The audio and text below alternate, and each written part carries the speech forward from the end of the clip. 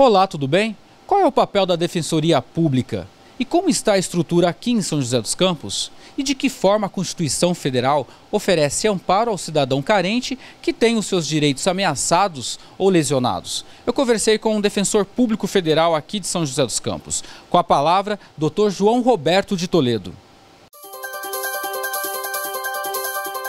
A Defensoria Pública ela é uma instituição que tem por missão institucional a defesa do cidadão carente, defesa, orientação jurídica, não só defesa em processo judiciário, orientação jurídica. Ah, eu tenho um problema aqui com o meu vizinho das minhas divisas, né? Quem é que tem razão? O defensor público, nesse caso do Estado, pode orientar o cidadão. Ah, já existe um processo em andamento na Justiça. O defensor público pode atuar em favor do cidadão. Aí você diz, mas qualquer cidadão? A Constituição é clara, e essa redação é antiga nas nossas Constituições. A Defensoria Pública se destina à orientação jurídica e prestação de assistência jurídica integral aos necessitados, né? E a nossa redação atual até diz mais. A Defensoria prestará assistência jurídica integral aos que comprovarem a necessidade. Existe um critério de renda familiar para o atendimento pela Defensoria. Pode-se dizer que hoje o critério é mais ou menos uniforme nas estaduais e na federal. Coisa em torno de 3 salários mínimos. As matérias nas quais nós atuamos, elas estão relacionadas com a competência da justiça onde nós atuamos. Então o defensor federal, ele atua naquelas matérias que são afetas à Justiça Federal. A Justiça do Trabalho, que é federal. A Justiça Militar da União, que é federal. A Justiça Eleitoral, que é federal, embora exercida pelos juízes do Estado. Os defensores do Estado, por outro lado, acompanham as matérias que tramitam na Justiça Estadual. Questões familiares, questões contratuais entre particulares, do cidadão e um banco privado, por exemplo, o cidadão e uma empresa privada, né? Tudo que envolve entes privados, em regra, vai para a Justiça do Estado. E o defensor que atua é um defensor estadual. Tudo que envolve um ente público federal e o cidadão, na outra ponta, vai para a Justiça Federal, em regra. E nós, defensores federais, atuamos nessas causas exatamente, que tramitam perante a Justiça Federal, Eleitoral, Militar da União e do Trabalho. Por uma questão da nossa economia mesmo, e uma questão social, socioeconômica, cada região do país ela costuma ter conflitos específicos. Eu vim de Minas Gerais, lá de Juiz de Fora. Em Minas, nós temos um problema sério com dispensação de remédio para câncer, por exemplo. Os hospitais recebem uma verba pública federal para tratar um câncer no estádio tal, estádio 4 de um câncer de pulmão.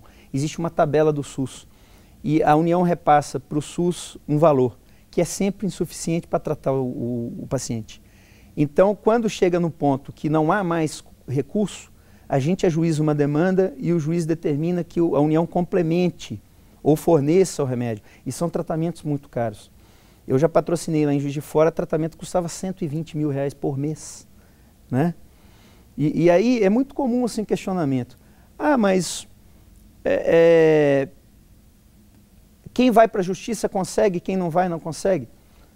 Infelizmente tem isso também, quer dizer, muita gente não chega até nós, né? Aqui em São Paulo, até hoje eu não ajuizei nenhuma demanda dessa, né? Porque tem os hospitais como Barretos e alguns outros hospitais bem credenciados e que parece que a verba chega e eles conseguem prestar o atendimento. Então perceba que a atuação muda de um lugar para o outro. Lá em Minas eu atuava na Justiça Militar da União, porque Juiz de Fora é sede da Justiça Militar da União. Processos militares típicos, né? Processos penais militares, crime de deserção, insubordinação, qualquer tipo de problema que o soldado carente tem dentro da instituição militar, a gente presta o serviço. Aqui em São José não acontece, porque a sede da Justiça Militar da União é em São Paulo. Então quem é militar em São José tem uma renda que se enquadra no perfil da Defensoria e precisa de assistência, a assistência vai ser prestada em São Paulo. Ele pode até requerer aqui, mas a gente vai encaminhar para São Paulo o processo para ser feito em São Paulo, né? A defesa, o que seja. Aqui em São Paulo, em São José dos Campos, em São Paulo em geral, nós temos um índice grande de auxílio-reclusão. E aí eu acho que está associada à questão socioeconômica que eu te falei. Quer dizer, você tem uma criminalidade maior do que Minas, do que outras localidades.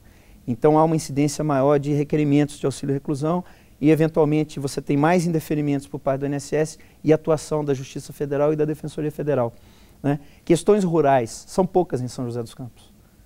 No norte do país, na região centro-oeste, em Minas Gerais, é muito comum, né?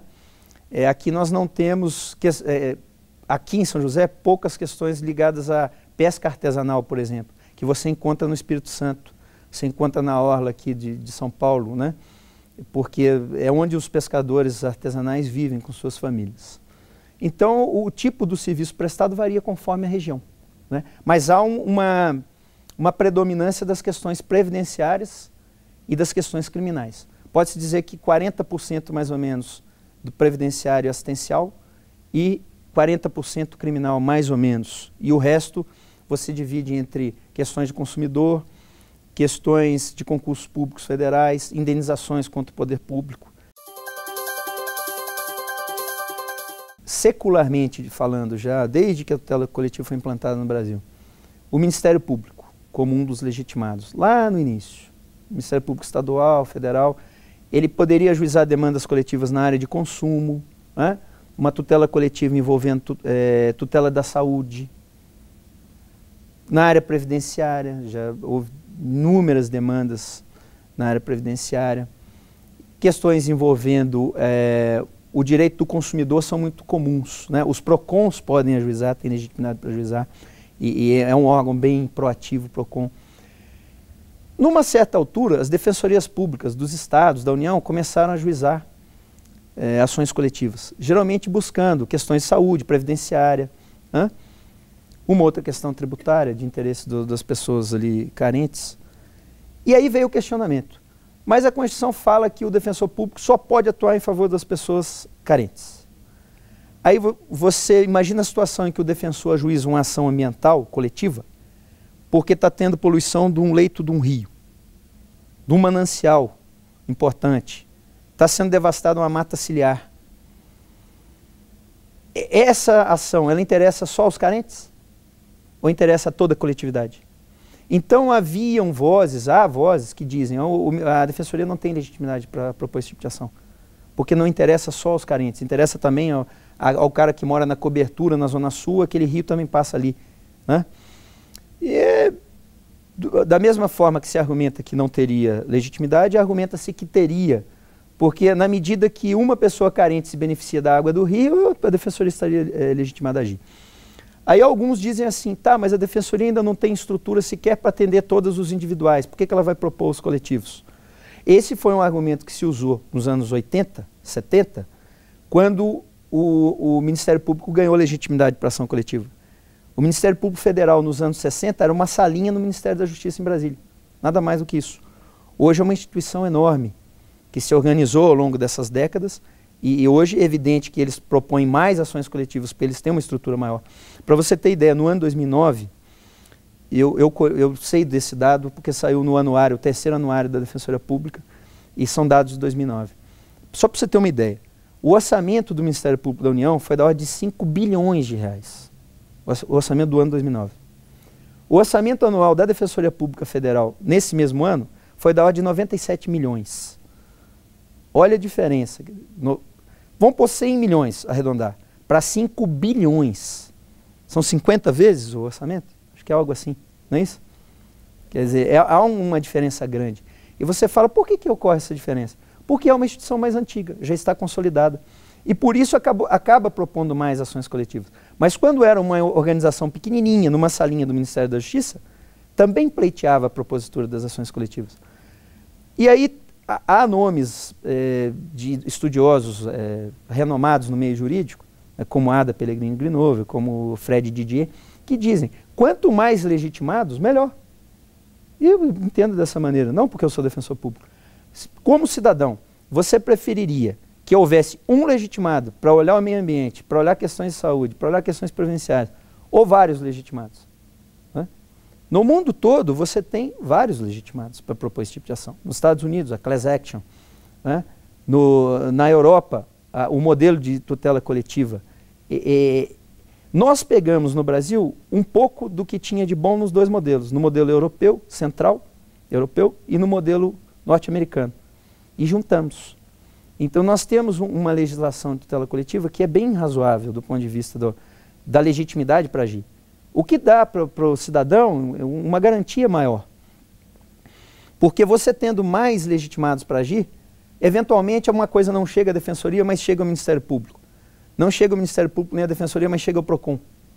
Não chega ao PROCON, mas chega num órgão municipal ou num outro órgão federal legitimados para tutelar também o interesse público, né? Como o IFAM, por exemplo, o patrimônio histórico e tudo mais.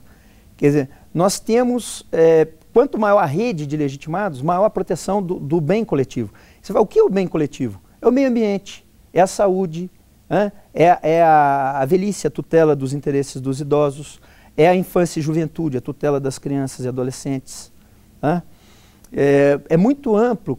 E quando se diz assim, direitos humanos, né, é o interesse de todo mundo.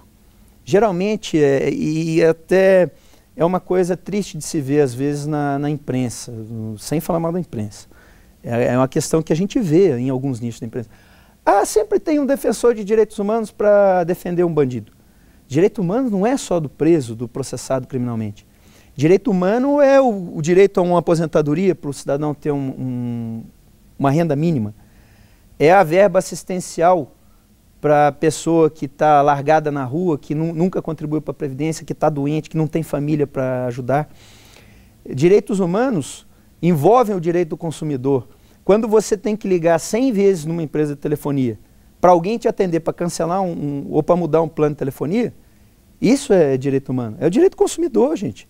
Quem move a economia é o pequeno consumidor. Não são as grandes empresas que movem a economia. Somos cada um de nós que pagam as tarifas em dia para que as grandes empresas operem. Então, o direito humano envolve muito mais do que o direito do preso, do que o direito do processado criminalmente, que também é importantíssimo. Porque nós temos que lembrar que essas pessoas vão voltar para a sociedade. Nós não vamos colocar essas pessoas lá na masmorra que nós temos hoje no Brasil e esquecer e achar que eles nunca mais vão voltar para o meio social. Eles vão voltar. E quanto pior for o sistema carcerário, e o nosso é um dos piores do mundo, pior vai ser o sujeito que vai voltar lá de dentro. E ele vai conviver com nós depois, com os nossos filhos, com os nossos netos, né? Então o direito humano é o direito sim do processado criminalmente, mas também é o direito do consumidor, do idoso, da criança, do adolescente, né? Do usuário de serviço público, né? Por que o transporte público tem que ser tão ruim? Por que a moradia, a questão da moradia, tem que ser tão desatendida, né? Em São José dos Campos nós temos uma questão fundiária enorme, que são esses núcleos populacionais que se formam às margens da antiga rede ferroviária federal. Nós temos esse problema aqui no Jardim das Indústrias, na expansão da Via Oeste, que inclusive tem um processo lá na Defensoria que trata dessa questão, tem na Defensoria do Estado. Então nós temos questões fundiárias, questões de áreas rurais que estão sendo ocupadas, sem entrar no mérito de qual ocupação é legítima, qual não é, isso o juiz vai resolver, mas é uma questão que está ligada a direitos humanos também.